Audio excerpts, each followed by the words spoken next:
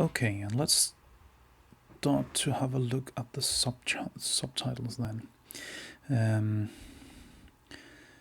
different settings here, and now I will just select the first slide here, right click to open the slide settings, and over here we can extract data from that very photo we have selected, or the selection of photos. But as you can see, most of these file names are not very meaningful, but the first one is. So I will just select the file name, and the file name becomes a subtitle.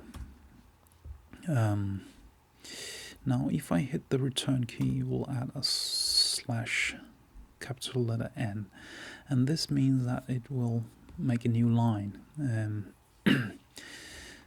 We can just have a look by clicking this button up here, accept settings and preview current slide.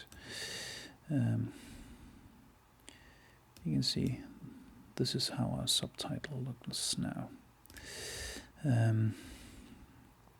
Yeah, so if you want a new line, you just use this, or you just hit the return key. So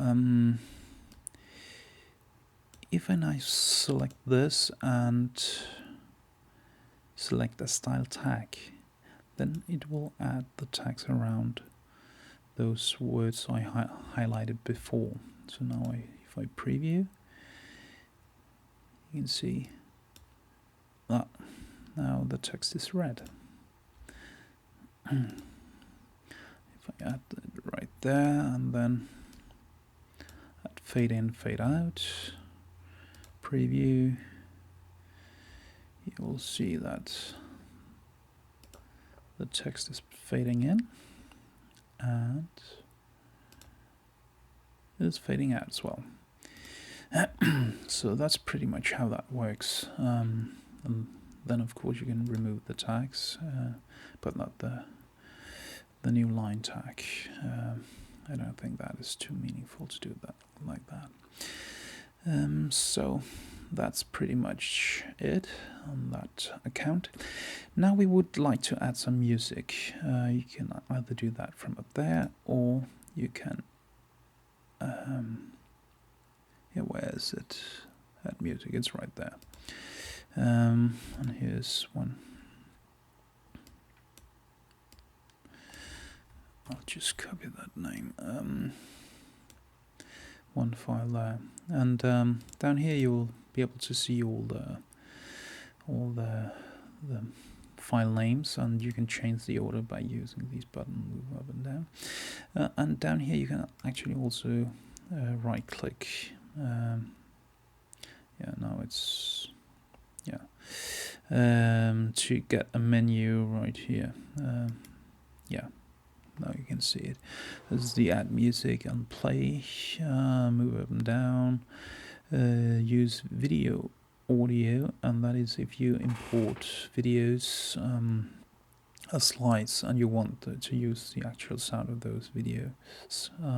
You have to check this one, and this one down here loops the music, and this one matches the duration of the slideshow to the duration of the music. So if you would like to make a music video and you want to make sure that the slideshow will be long enough to the entire duration of the music, you'll just use this functionality.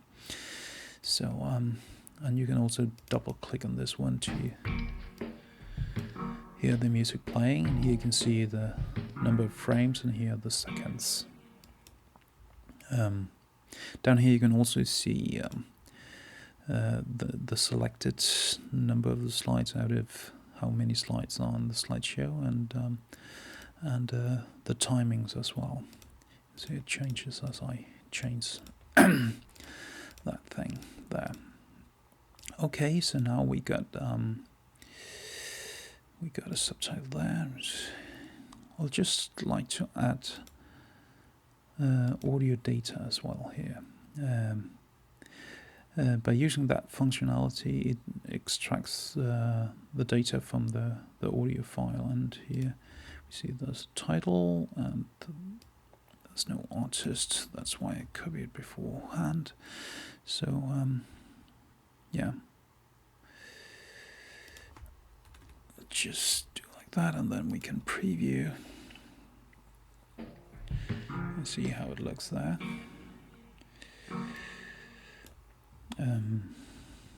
Yeah, so you can extract the data from the audio file. If you want to change the fonts, you can change it up here. If you want Arial instead, we'll just do that. Yeah, as I said before, you can right-click on the slides to get the slide settings. There's another very useful functionality, and that is if you double left-click on a slide, it will preview that particular slide and the next slide. I'll just do that. You see it's playing one slide, transition, and the next slide. And if you want to preview a different way, you can select the project settings, and here there's a play as well, where you